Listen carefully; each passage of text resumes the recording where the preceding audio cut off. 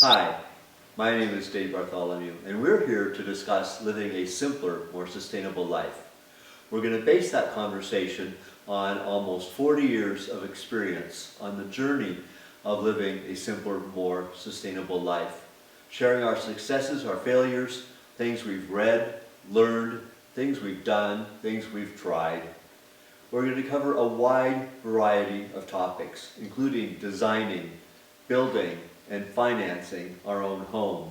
We're going to talk about grocery shopping. We're going to talk about financial sustainability. We're going to talk about composting, about being involved in our community, how we selected our home location. We're going to talk about weed control, our solar electric system, solar heat production. We're going to talk about using a greenhouse, gathering firewood, our forestry management. We're also going to talk about urban and suburban sustainable living and water, how we access it, how we store it, and how we treat it. Water. But before getting into any of that, it would be a good idea for us to share with you how we define some of these terms. First of all, the term sustainability.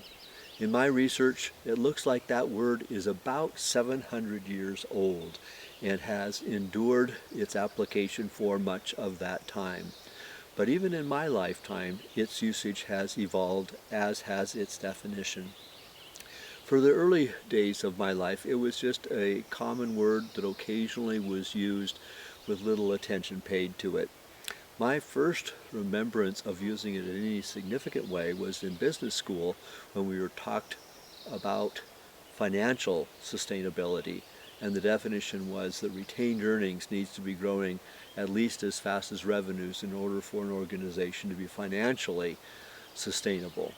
But then a little bit later, the term sustainability began to be used with the environment, and it took on a whole new level of meaning and a much more popular profile. More recently, a more holistic view of sustainability has come about, and that's the one that we have embraced. The fact of the matter is that we began this journey 40 years ago. We really didn't even use the word sustainability, and it's been later that we have adopted that term to explain what we've been trying to do all this time. The more holistic definition of sustainability is what they call the triple bottom line, which otherwise is known as people, planet, and profit. And the point is that if we take an action or we make a decision and it only considers one or even two of those three things, it truly is not sustainable. We can, in fact, do things that seem to be good for the environment, but they might only be short-term in nature if they aren't also viable in terms of human sustainability and financial sustainability. And the same goes for the other two P's as well. It's not good enough to just do things that are good for people. It's not good enough to do things that are just good financially.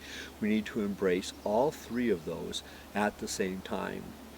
We've come up with our own definition for sustainability, and it basically says that if there is an act that we take, a decision we make, a strategy we employ, a lifestyle we embrace, and if that can be perpetuated through multiple generations without undue negative consequences to those future generations or to the planet, then it is truly sustainable. So a pretty practical definition of sustainability. But then the other word, we talk about a simpler, more sustainable life. Simpler really is a strategy we try to employ to lead a more sustainable life. And the word simple is close to a contronym. A contronym is a word that is spelled the same, it is pronounced the same, but can have opposite meanings. One example of that is the word cleave. It can mean draw together, or it actually can mean separate apart. Well, simple can mean easy, and that's probably the way we use it the most. But the way we use the word simple actually turns out to be harder.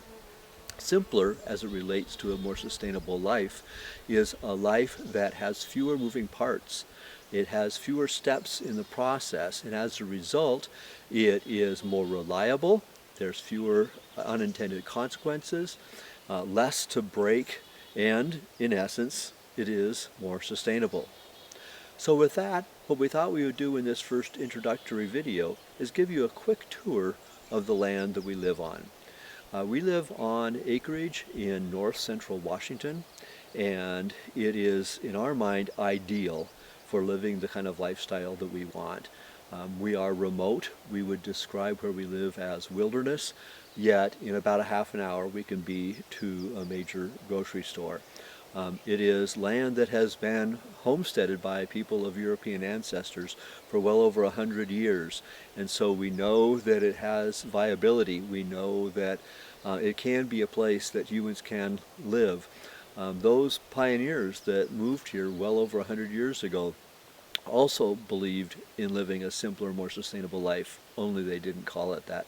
They called it survival, period. So let's show you around. Thanks. This is our home. We call it Glen Canaan Lodge. We've named our property Glen Canaan as it was commonplace to name land with our ancestors. Glen is a Gaelic term meaning valley, and we are in fact in a valley. And Canaan is the biblical land of milk and honey, the promised land. Our home is a timber frame home. All of the timbers were in other structures before. We figure that the largest of the timbers was probably a seedling about 350 years ago. It is enclosed with SIP panels, structurally insulated panels. There's 72 of them, so it's super insulated and super strong as well. Although the county recognizes our wood stove as our primary source of heat, we also get a lot of heat from the sun. The house faces south, and the eaves are designed so that on June 21st, the longest day of the year, the shadow line is on the windowsills of the windows that you're looking at. But on December 21st, the shortest day of the year, the shadow line is at the back of the house. So in other words, it's cool and shady in the summer, and it's warm and sunny in the winter. We were one of the first people in our county to have a legal solar electric system. This was put in over 20 years ago. It's a small system and arguably a simple system, but it's amazing when you are paying attention to energy that you produce yourself, how little electricity you can get by on. We talked earlier about the 3 P's of the triple bottom line of sustainability, being people, planet, and profit. One of the P's that is not part of sustainable lifestyle is pretty. This is our functional but not pretty vegetable garden. It's 30 feet by 30 feet in size and produces an amazing amount of food that we store up for the winter. Right now it's springtime. We still have pretty cool nights, and we have row crop covers on most of the beds to keep them warm. A little bit later we'll be taking those covers off and letting the full benefit of the sun get to the plants. As I mentioned, our land has been homesteaded for well over 100 years, and panning over to the right there's a building that we call our garden shed.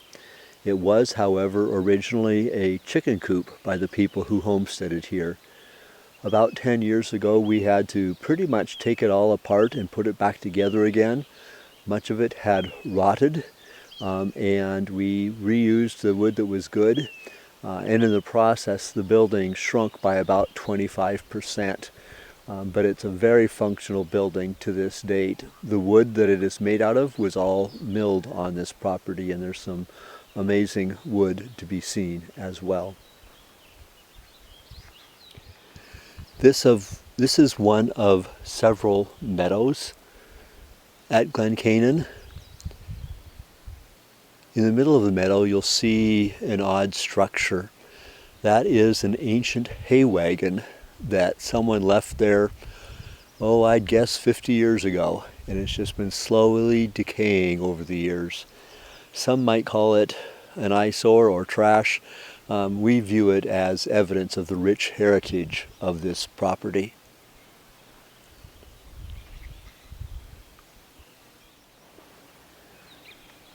This building is the oldest building at Glen Canaan, and in fact it's the oldest building in our little valley.